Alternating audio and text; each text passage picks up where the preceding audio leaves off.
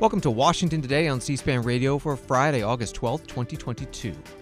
House passes the Democrats' sweeping domestic programs bill, $740 billion, covering health care, climate change, and energy and tax code changes. Senate already passed it, so the next stop is President Biden to be signed into law. Republicans on the House Intelligence Committee accusing President Biden of weaponizing the Justice Department and FBI against political opponents, following the search of former President Donald Trump's home in Florida. Now, media reports suggesting the classified documents the FBI was looking for dealt with nuclear weapons. Former President Trump calling that the latest hoax targeting him. Two bipartisan moments on the U.S. House floor today, Republicans and Democrats coming together to mourn the passing of Congresswoman Jackie Walorski, Republican from Indiana who died in a car crash, and to welcome a new member just sworn in, Brad Finstad, Republican from Minnesota. Now to the House floor, debating and then passing the bill officially titled Inflation Reduction Act. CQ Roll Call writes the bill, which is being considered under the budget reconciliation process, is roughly estimated to provide more than $450 billion in spending investments and tax expenditures to tackle climate change, promote domestic energy production, and reduce the price of health care. Its costs would be more than offset by taxes on corporations and certain businesses, savings from reducing the price of drugs under Medicare, and increase IRS tax enforcement. Although a total for revenues and savings has not yet been determined by CBO, the Congressional Budget Office, Senate Democratic leaders say the measure will reduce the deficit by some $300 billion over 10 years. That was from CQ Roll Call. Here's some of the debate ahead of the vote. Congressman John Yarmuth of Kentucky is a Democrat and the Budget Committee chair. Mr. Speaker, the legislation before us today is a big deal for American families and a big deal for our planet. The Inflation Reduction Act will lower health care costs and energy costs for American families. It will allow Medicare to negotiate lower prescription drug prices and cap drug costs for seniors, saving many Medicare beneficiaries hundreds, if not thousands of dollars each year. This legislation finally makes the biggest corporations start paying their fair share in taxes, and it ensures that rich tax cheats start paying what they owe. The Inflation Reduction Act is fiscally responsible, fully paid for, and has been strongly endorsed by top U.S. economists across the political spectrum. Not one American family making less than $400,000 a year will see their federal tax bill increased by this legislation, not by a penny. The Inflation Reduction Act is also the biggest investment the U.S. government has ever made to combat climate change. It leapfrogs us ahead of nearly every other country in terms of our commitment to tackling this crisis. Now, we've seen a lot of Republicans spreading misinformation about this legislation, and it's for one reason and one reason only. They're scared. They know the provisions of this bill are overwhelmingly popular, yet because they consider it a Democratic bill, every single one of them will be voting against it. This is a crystal clear example of Republicans putting party before country. Just look at the numbers. 77% of Americans support placing caps on prescription drug prices to lower health care costs. That's a key component of this bill. 83% of Americans support allowing Medicare to negotiate drug prices to make health care more affordable. That's another key component of this bill. 2/3 of Americans think the government should do more to combat climate change. This bill takes on climate change with the urgency it deserves. By opposing this bill, Republicans are making very clear where they stand, not with the American people, not with their priorities or needs, but with Big Pharma, with corporate lobbyists, with tax cheats. The American people are on our side. They want this bill. And today, in a huge victory for them, we will send it to the President's desk to be signed into law. And let me remind my Republican colleagues what they are voting against. They're voting against cutting prescription drug prices for their constituents, in many cases for life-saving medication. Voting against combating inflation and lowering energy costs when American families are desperate for us to take action. And they're voting against providing the largest federal investment ever to combat the climate crisis and its life-threatening consequences. I could not be more proud that I will not only be voting yes on this bill, but that this historic legislation will bear my name. With or without Republican support today, we will make a real difference. We will use the power of the federal government to make American lives better and our country and planet safer. In other words, we will do our job. Congressman John Yarmuth, Democrat from Kentucky, Budget Committee Chair on the House floor. The ranking Republican on the Budget Committee is Jason Smith of Missouri. This week, we found out inflation remains at a 40-year high, having risen 13.7% since Biden became president. Real wages have decreased by 4.5%. Americans are suffering. Are we here debating how to alleviate that suffering? No.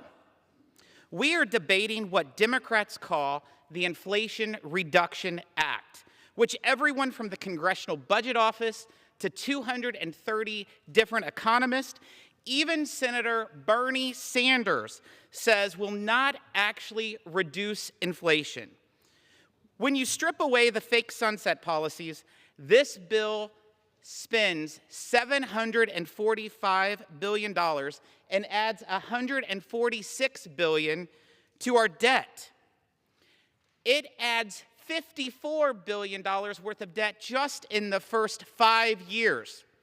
And 80% of their, quote, budget deficits don't even begin until after the year 2029.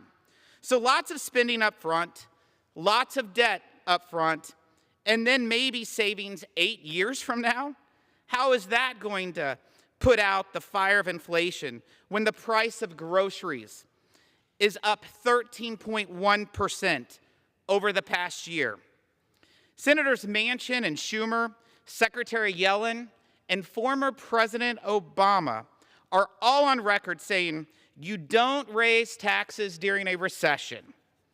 But that is exactly what this bill does. It includes $599 billion in new taxes and budget gimmicks. Half of the tax burden falls on taxpayers making less than $400,000 a year. The choice this bill puts in front of families making less than $200,000 is clear. Put the government at the center of your health care decisions or face a $10 billion tax burden. But it gets worse. This bill doubles the size of the IRS. It doubles the size of the IRS so it can target and audit more middle-class families and snoop into their bank accounts. Congressman Jason Smith, Republican from Missouri, on the House floor. The spending and tax package that will become law, the $740 billion, much less than what President Biden had initially proposed under the Build Back Better banner. That was $3.5 trillion. And then a version that the U.S. House passed last year was $2.2 trillion. A supporter of those larger bills, Congresswoman Pramila Jayapal, Democrat from Washington State, chair of the Congressional Progressive Caucus, asked by a reporter today about the journey from there to here. So you mentioned today it's a celebration, but it didn't come without concessions. Several of you mentioned the cutting room floor. Of the provisions that are on the cutting room floor, what are your first priorities specifically? Really, everything that's left is our priority because the care economy, and there were several pieces of the care economy, are absolutely essential. We got to get women back into the workforce. We got to take care of families. When I'm out, I'm hearing about two things that people are talking about: the rising cost that is preventing them from, really realizing opportunity. One is childcare, and the other is housing. We got to invest in housing. We got to take care of our seniors and our kids, and we need to make sure there are a number of other provisions around workforce, around immigration. We think we crafted the best bill in the world with Build Back Better, and actually, so do the American people on every one of those provisions. So as soon as we get a couple more Democrats, we've made the case for the rest of the bill. I hope we don't have to give up any of it because it is really important that we get all of it done. Congresswoman Pramila Jayapal, Democrat from Washington State, chair of the Congressional Progressive Caucus, at a news conference outside the U.S. Capitol building today with other caucus members before the final vote on the bill that President Biden will be signing into law. C-SPAN spoke with Bloomberg congressional reporter Eric Wasson, asking him who won in this bill. it's a win for President Biden and Chuck Schumer, especially. They saw a year of infighting among Democrats that was politically damaging. I asked Nancy Pelosi about this as far as the election. She said it could help turn out the base. Certainly, people who are focused on climate change, the largest climate change package in U.S. history. For them, that would be politically motivating. They also argue it will reduce emissions by 40% compared to 2005 levels over a decade. So the planet can be counted as a win. As far as the changes that were made, certainly the wealthy won out in this in the lobbying campaign. There were taxes on the rich that were going to go up due to the original proposals. Those were all taken out, even one on carried interest loophole. So certainly their lobbying campaign succeeded. There are business taxes, 15% corporate minimum, but that has been shot through full of holes. There's no longer, there's now an exception for accelerated depreciation. This is a way that manufacturers recoup costs of investments in equipment. There's now an exception for subsidiaries of private equity. All this basically means it's going to be hard to enforce that for 15% minimum, and tax lawyers will be busy finding ways around it. Bloomberg congressional reporter Eric Wasson on C-SPAN's Washington Journal morning program. U.S. House coming back for just a day from its August recess to approve this budget reconciliation bill. But many members of Congress not physically in Washington, instead voting by proxy. It's a practice that started in May 2020 due to the COVID-19 pandemic.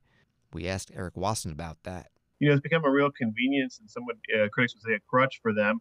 This is the middle of their August recess. People are on, congressional delegations abroad, spending time with family. 170 members could possibly vote. And this is on both sides of the aisle. We see familiar names on the Republican side also with active proxy letters. The process is you file a letter and then one of your colleagues will read your vote out on the House floor to make sure it's, authentic. We could see 170 members vote by proxy today. It's a historically high number, especially on a signature bill like this that's central to the presidency. Proxy voting in the U.S. House has been extended by Speaker Nancy Pelosi several times. The current extension runs through September 26th. Bloomberg congressional reporter Eric Wasson also talking to C-SPAN about the decision by the House leadership not to bring up during this brief back from August recess bills dealing with police funding, because the disagreements remain within the Democratic Party about whether and how to include police accountability provisions. Well, this is a real goal for moderates in the party. They were always opposed to this idea of defunding the police. They viewed it as a terrible political and policy choice that was pushed by just a handful of members in the progressive wing. And to sort of ensure themselves against that, they want to boost funding for local police departments. There's a compromise in the work with the Congressional Black Caucus to increase accountability measures, reporting to the Department of Justice on ways to crack down on police misbehavior. And it looked like for a while that a compromise would come together. There are still some holdouts in the party, and as we mentioned earlier, they can only lose 4 votes. So the decision was made not to go forward with that this week. We were looking for it in September. Again, it would be they're looking for a win-win where it both increases accountability and boosts funding, but there are some progressives who, having previously supported defund the police, are uncomfortable going forward with a fund the police strategy. On Wall Street, the Dow up 424, NASDAQ up 267, S&P up 72. Another inflation report from the Labor Department. U.S. import prices fell 1.4% in July, first drop in 7 months. Washington Today continues in a moment. There are a lot of places to get political information, but only at C-SPAN do you get it straight from the source. No matter where you are from or where you stand on the issues, C-SPAN is America's network. Unfiltered, unbiased, word for word. If it happens here, or here, or here, or anywhere that matters, America is watching on C-SPAN, powered by cable.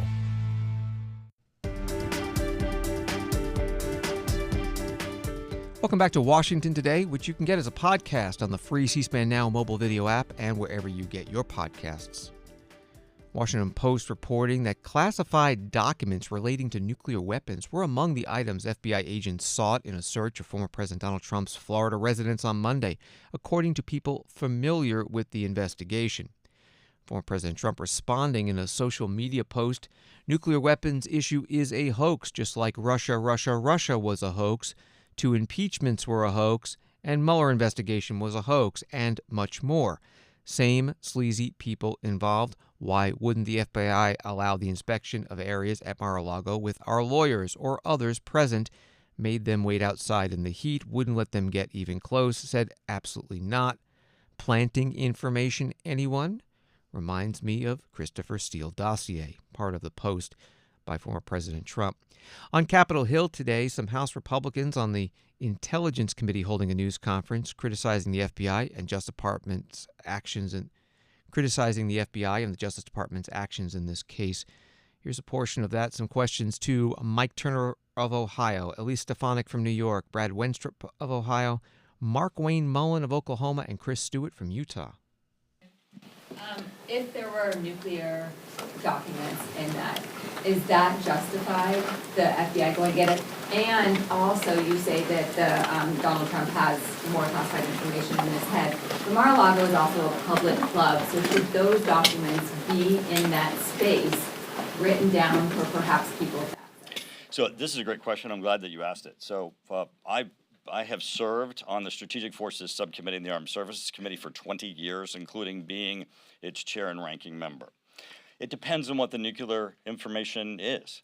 You can say nuclear weapons, but there are things that are highly, highly classified. There's things that are not extremely classified, but are nonetheless classified. The other aspect with respect to access is we don't know what those documents are. I mean, I'm asking the same question you are. Attorney General Garland, Director Wray, if these things rise to the level of national security threats, to which there's an immediate need to enter the residence of a former president, perhaps future candidate of president, the person who is, has run against Garland's boss, that should have a higher level of scrutiny, right? But just tell us. I'm asking the same questions you are, and if there are rational answers for it, then he needs to come to this committee, disclose what the classified information is, disclose what the national security threat is, so that we know. I'm going to pause for a second. Anybody else want to answer? I just want to say, we've been here before. I remember getting questions on the Russia collusion for years. And so before you jump to conclusions and just accept information from sources who are not the Attorney General, who are not the Director of the FBI, let's see what the facts are. That's why transparency is key here. But many of you are the same reporters that asked us questions on Russia collusion, and look how that fell apart. I think it's really... What the facts are before we are calling for the facts. Let me answer your search on Monday. Republicans came out and made a lot of justifications that this was completely simply political, that perhaps they planted information, all sorts of things. And look what our House Republican leader said. Preserve your documents. That's about finding the facts. Each of us said we want answers and transparency, and the American people, whether you're a Republican or a Democrat, and I call on our House Democrat colleagues, we deserve answers. We have oversight over these agencies on behalf of the American people. That is what we are calling for today. So before you jump to conclusions, we are asking for the answers and the facts. Let me say something on that too, if I could. I think it's naive to assume that the American people would not wonder, is this political? Of course they're going to wonder that. Look what's happened over the last 5 years. And look at the premise of most of your questions. Was it nuclear? Was it, heck, maybe it was aliens? That's the point. We don't know. We're asking them to tell us. And until they tell us, then we're going to have questions like this, and the presumption is going to be that it is political. There's a way to depoliticize this. Give us the information. And when you ask the question, you're asking the question based on things that you have seen reported. And let's go back to the Russian collusion narrative and how that was carried out. Fusion GPS, etc. If we can get one media outlet to make a statement and an accusation, whether it's true or false, in that case false, then every other media outlet started running with it. Maybe not every other, but started running with it. It's been reported, it's been reported. That's what America sees, and that's the problem. And that's why we are standing here today, not accusing anyone of anything, but wanting answers. Wanting answers, same questions you have. But keep in mind how they've proven the narrative and the way they like to work things. We have one more, and then I'm going to get to. I want to point out the double standard here too. You know, we saw that this media frenzy about supposedly classified information. Where was this same media frenzy when there was 33,000 classified emails on a server in a bathroom with Hillary Clinton? Why didn't they raid that bathroom? Why did they work with her to find out a time, a date, and what documents they could and couldn't see? Did they do the same thing here with Trump, with President Trump? All we're saying is, was it treated the same? Was the scrutiny level the same? Right now, it doesn't appear that it was. As Ranking Member Turner said, what was your options? Did you eliminate all your options? Because you sure gave Hillary Clinton all her options when it came to classified information on an email. If it's everybody is treated equal, then good on you. If not, then you have a lot of answers to answer for, or a lot of questions to answer. One thing we know is there's no question that the Attorney General ordered this raid upon President Biden's political rival, and that certainly rises to a higher level of scrutiny and certainly the need for oversight. Congressman Chris Stewart, Republican from Utah, at a news conference with other House Republicans on the Intelligence Committee. You also heard from Ohio's Mike Turner, New York's Lee Stefanik, Ohio's Brad Wenstrup, and Mark Wayne Mullen from Oklahoma. Associated Press writes the FBI recovered documents that were labeled top secret from former President Donald Trump's Mar-a-Lago estate in Florida, according to court papers released Friday after a federal judge unsealed the warrant that authorized the unprecedented search this week. A property receipt unsealed by the court shows FBI agents took 11 sets of classified records from the estate during a search on Monday. The seized records include some that were marked classified as top secret and also sensitive compartmented information, a special category meant to protect the nation's most important secrets, and those that, if revealed publicly, would harm U.S. interests. The court records did not provide specific details about the documents or what information they might contain. But back to those reports that perhaps nuclear weapons secrets were included. Here are questions to the House Speaker Nancy Pelosi at her weekly news conference. How concerned are you about the rhetoric from Republicans around what's going on with Trump and the Department of Justice right now? Some of them saying that it's gone too far for the FBI to have done this. And secondly, do you want to see Congress open more investigations into the material that Trump allegedly took? Well, let me, I appreciate your question, but let me respond in this way. As you probably know, I have about 30 years of experience in intelligence, one of the only leaders in Congress, and as far as anybody can remember, bringing security and intelligence to the office. So I watch this very carefully. Rather than some of the aspects of your question as worthy as they are, I think what is important now is to know the seriousness of what these documents were about, alleged to be about. We don't know. Well, hopefully we'll see more, but we don't want to see too much more because that might endanger our security. So when we talk about this, there are laws against the improper handling of this material. There are laws against that, and and we have to recognize that. This information, as it is coming across, and we'll know more later, is highly classified, well above top secret. It is again higher than top secret. It's top secret SCI.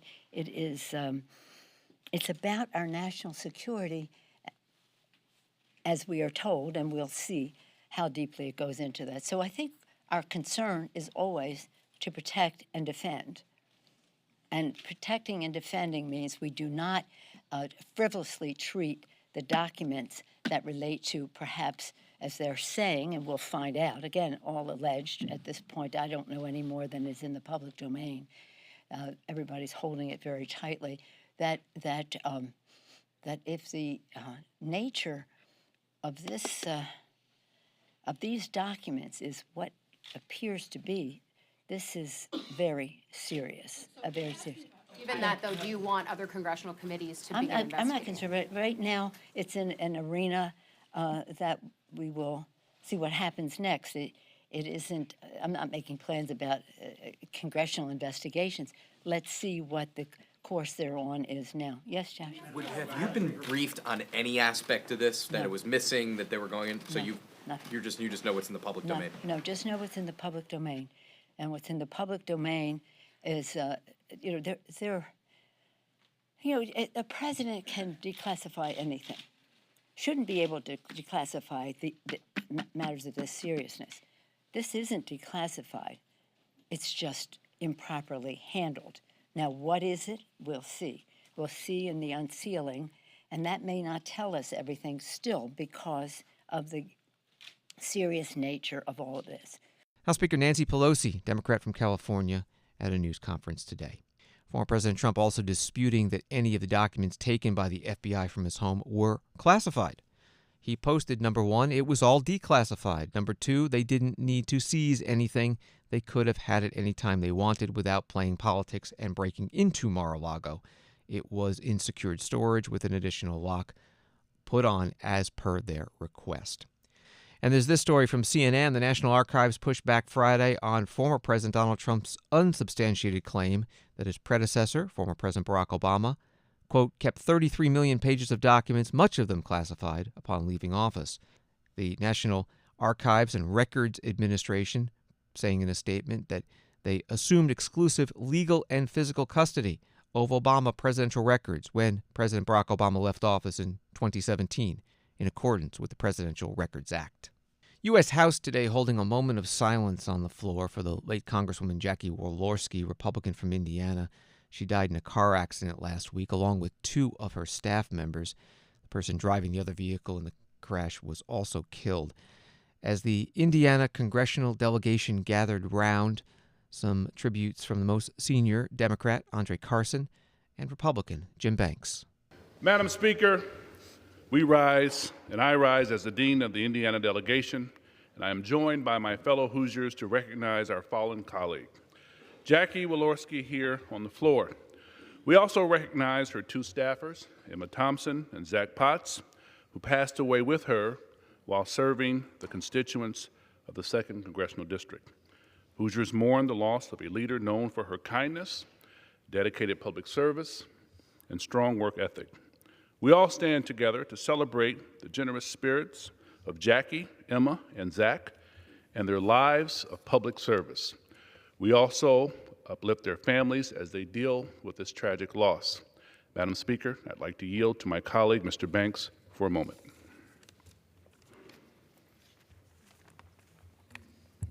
I thank my colleague for yielding. Yesterday, many of us celebrated the life of Jackie Walorski at the funeral in her district. Today, we honor her life on the floor of the House of Representatives, where she served for nearly a decade.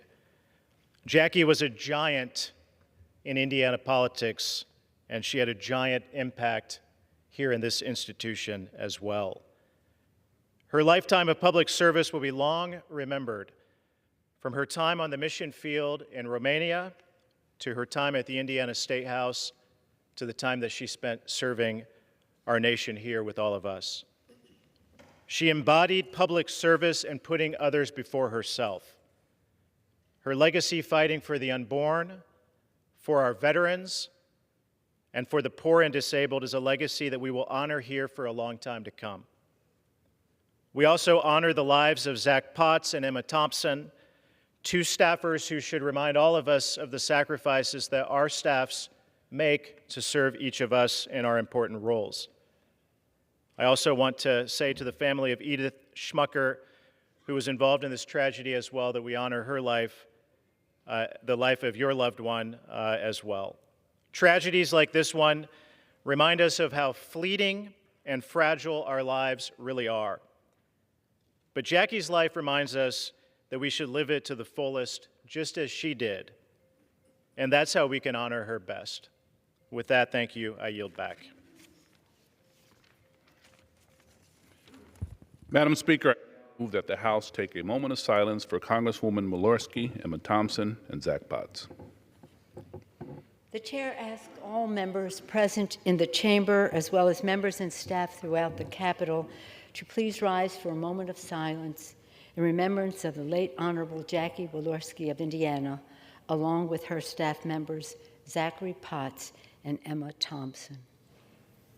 Moment of silence on the House floor. You heard from members of Congress Andre Carson, Democrat from Indiana, and Jim Banks, Republican from Indiana.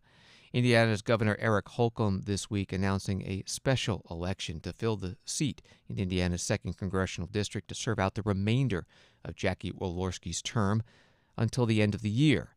And that special election will be held on November 8th, concurrent with the general election for a full term in that seat that would begin in January 2023.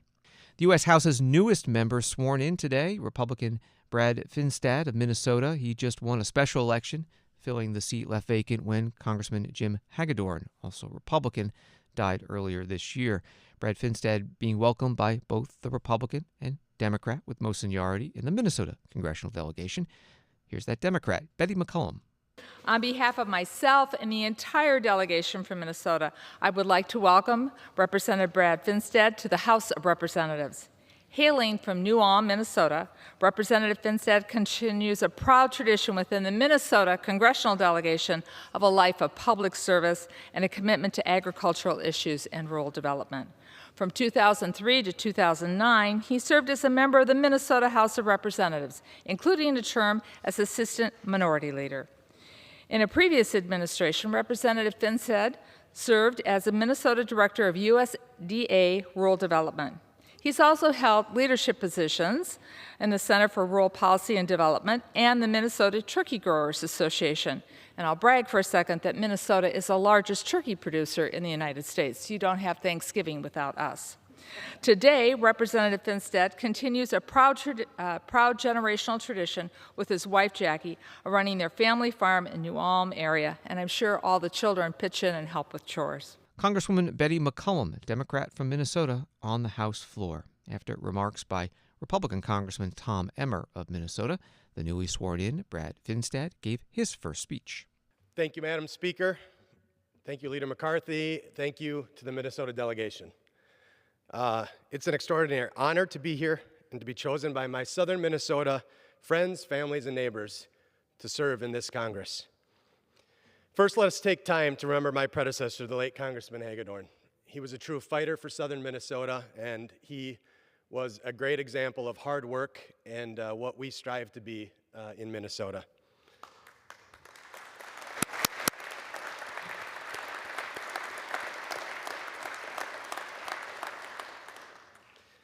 I'd like to thank my wife, Jackie.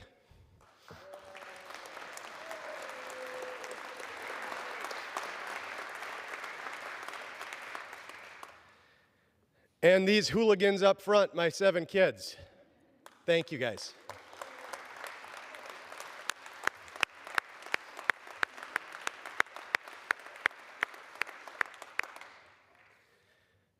My parents, my brother, sister-in-law, everyone, just thank you so much. We really couldn't do this without you. So just appreciate you being here and the support and love that you've given us our entire life.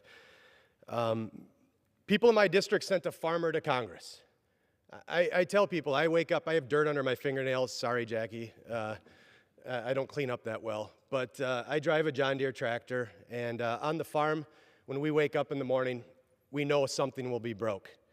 And so we wake up trying to figure out how am I going to fix things. And so really, to me, serving in Congress is all about that. Rolling up my sleeves, taking that farmer mentality, figuring out what's broke and how we're going to fix it and move on. And that's the farmer in me, that's the southern Minnesotan in me, and that's born and raised, and the DNA that Jackie and I have had and our generations of families that have built farm and agribusiness in south central Minnesota. So we inherited the best country on earth from the last generation. And I think quite often of those that have given blood, sweat, and tears to give us the greatest country in the world. And as I look at my 7 children and children across southern Minnesota and across this country, I know that we can do better. And it's up to us to make sure that we're leaving them a better country than we've been left. So with that attitude, with that work ethic, and with my compassion and hope to meet all of you and work with you, I just very humbly say thank you, and I'm ready to get to work.